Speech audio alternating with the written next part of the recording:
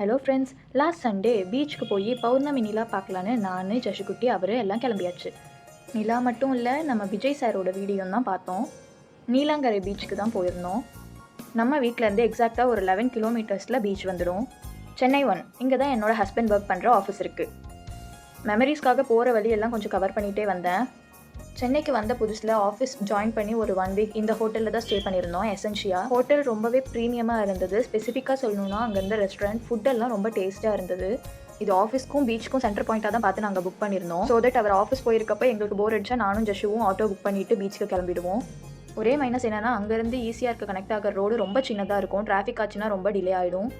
இதுதான் ஈஸியாக ரோடு. அங்கேருந்து ஜஸ்ட் ஒரு ரைட் டர்ன் எடுத்தோன்னா அந்த ஆர்ச்சுக்குள்ளே நம்ம பீச் ரோடு வந்தாச்சு. கெஸ் வாட், இங்கே தான் நம்ம விஜய் சாரோட வீடும் இருக்குது. போகிற வழியில் நல்லா ஒரு ஜெய்ஜான்டிக்காக ஒரு டைகர் எப்படி நடந்து போவோமோ அந்த மாதிரி ஒரு டாக் நடந்து போயிட்டு இருந்தது. ஸோ அந்த டாகுக்கு ஒரு ஹாயை போட்டுட்டு நம்ம விஜய் சாரோட வீடு இருக்க ஏரியா சைடு திரும்பியாச்சு. அந்த ஏரியா பார்க்கவே செம்மையாக இருந்தது. ஒவ்வொரு வீடும் டிஃப்ரெண்ட்டாக இருந்தது. 2 பக்கமும் நல்லா பச்சை பசேருன்ட்டு சூப்பராக இருந்தது.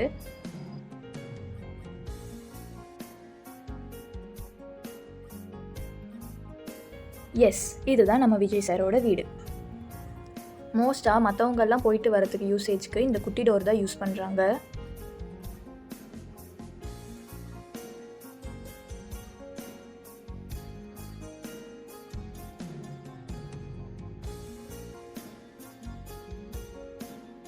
அந்த ஸ்ட்ரீட்லேருந்து வெளியில் வந்தோடனே பார்த்தா நம்ம நீலாங்கரை பீச் தெரியும்.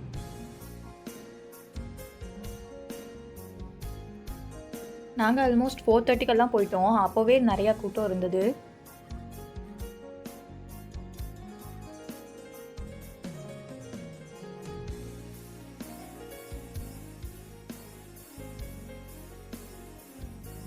என்னதான் டென்ஷன், ஸ்ட்ரெஸ் அது இதுன்னு இருந்தாலும் பீச்சுக்கு வந்து உட்காந்து இந்த அலைகளை கொஞ்சம் நேரம் பார்த்துட்டு இருந்தாவே அப்படியே மனசு லேஸ் ஆகிடும்.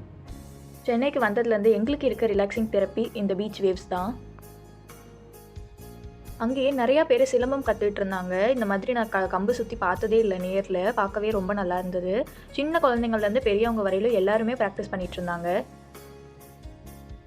சரி உட்காரலான்னு பார்த்தா கரெக்டாக இவர் கையில் ஒரு குட்டி நண்டு சிக்கிடுச்சு. அதை எடுத்து கொஞ்சம் நேரம் காமிச்சிட்டு இருந்தார் ஜஷு கிட்ட. கொஞ்ச நேரம் ஜஷு அந்த நண்டை பார்த்துட்டு இருக்கட்டும்னு ஒரு பக்கெட்டில் விட்டுட்டு இவர் விளையாட போயிட்டாரு. பக்கெட்டில் விட்டதும் போதும் ஜஷுக்கு ரொம்ப குஷியாயிடுச்சு. அதை நான் ஒரு டைம் தொட்டு பார்க்குறேன், நான் தூக்கி பார்க்குறேன்னு கொஞ்சம் கூட பயமே இல்லாமல் பிடிச்சிட்டு இருந்தான்.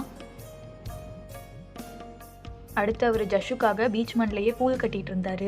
வேவ்ஸ் நல்லா ஃபாஸ்ட்டாக வரப்போ ஆட்டோமேட்டிக்காக அந்த குழியில் வந்து ஸ்டோர் ஆகிடும். அவன் அதில் வந்து ஸ்விம்மிங் பூல் மாதிரி குதிச்சு ஹாப்பியாக விளாண்டுட்டு இருந்தான். Yes, of course skin allergy, rashes அந்த பயம் எல்லாம் இருக்கும் தான். But we want to create him memory. So அவன் ஹாப்பியாக விளாண்டா போதும்னு விட்டுட்டோம். சைடில் இன்னொரு ஃபேமிலியே ஃப்ளையிங் டிஸ்க் கேம் விளாண்டுட்டு இருந்தாங்க. அந்த பீச் காற்றுல அவங்களால பிடிக்கவே முடியல. கொஞ்ச நேரத்திலேயே ஜஷு கூட பூலில் விளையாடுறதுக்கு இன்னொரு ஃப்ரெண்டு கிடைச்சிட்டாங்க. 2 பேரும் சேர்ந்து ஒரே ஆட்டம். குழந்தைங்களுக்கு இந்த வயசில் தெரிய வேண்டிய முக்கியமான விஷயம் என்னங்க? ABCD 1 2 3 no socialism. இந்த மாதிரி பப்ளிக் பிளேஸில் போய் விளையாடுறப்ப அங்கே இருக்க இன்னொரு குழந்தைய கூட கூப்பிட்டு விளையாடுறதே பெரிய லேர்னிங் தான் அவங்களுக்கு.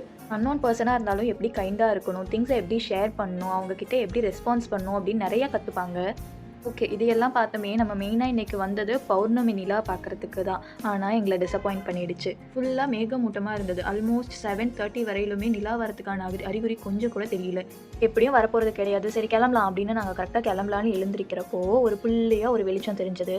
எங்களுக்கு உடனே குஷி ஆகிடுச்சு. நம்ம போட்ட பிளான் மாதிரியே பீச் வியூவில் பௌர்ணமி நிலாவை பார்த்துடலாம் அப்படின்னு சொல்லிட்டு ஹாப்பி ஆகிட்டோம். குட்டி டாட்லேருந்து ஃபுல்லாக மூன் வரதை டைம் லேப்ஸில் போட்டு கவர் பண்ணிடலான்னு நான் நினச்சா மூன் ஒரு பிளான் பண்ணிடுச்சு. எங்ககிட்ட ஹைட் அண்ட் சீக் கேம் விளாண்டுட்டு இருந்தது. லைட்டாக நிலா தெரிகிறப்ப மேகம் வந்து முடிக்குது, திரும்ப லைட்டாக தெரிகிறப்போ மேகம் வந்து முடிக்குது. இதே மாதிரி போயிட்டு இருந்தது. கடைசி வரையில் எங்களால் ஃபுல் மூனை நல்லா கிளியர் வியூவில் பார்க்கவே முடியல. அந்த பீச் ஓரத்தில் இருக்கிற ரெசார்ட் எல்லாம் நல்லா கலர்ஃபுல்லாக ஃபுல் லைட்ஸோடு இருந்தது. லாஸ்ட்டாக கிளம்புறப்போ ஒரு கேம் விளாண்டோம். 10 ரிங்ஸ் கொடுப்பாங்க, 50 ருபீஸு. ரிங் எது மேலே விழுந்தாலும் அந்த பொருள் நம்ம எடுத்துக்கலாம். நான் 5 ரிங் போட்டேன், அவர் 5 ரிங் போட்டார். பட் எதுலேயுமே விழுகலை. இருந்தாலும் ஆறுதல் பரிசாக ஒரு பூச்சட்டியோடு அமுச்சு விட்டாங்க.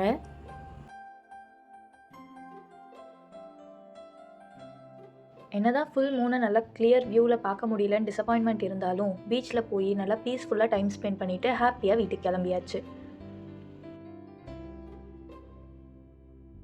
வீட்டு பக்கத்தில் போயிட்டு பேக்கரியில் போய் பிரெட் பேக்கெட் வாங்கலான்னு போனோம். பட் பிரெட் பேக்கெட் இல்லை. ஜஷு குட்டிக்கு டோனட் பார்த்தோன்னே டெம்ட் ஆகிடுச்சு. எனக்கு டோனட் வேணும் ப்ளீஸ் வாங்கி கொடுங்க அப்படின்னு கேட்டான். ஸோ அவனுக்கு ஒரு டோனட், எங்களுக்கு ஒரு கேக் பார்சல் வாங்கிட்டு வீட்டுக்கு வந்தாச்சு. என்னோடய வீடியோஸ் எல்லாம் உங்களுக்கு பிடிச்சிருந்தா கண்டிப்பாக லைக் பண்ணி சப்போர்ட் பண்ணுங்கள். வேறு என்ன மாதிரியான வீடியோஸ் வேணும், இல்லை வீடியோஸில் ஏதாச்சும் கரெக்ஷன் பண்ணணும் அப்படின்னாலும் கண்டிப்பாக கமெண்ட்டில் சொல்லுங்கள், நான் சேஞ்ச் பண்ணிக்கிறேன். ஷார்ட்ஸில் நிறைய ரெசிபி வீடியோ போட்டிருக்கேன், அதுக்கும் சப்போர்ட் பண்ணுங்கள். பாய்.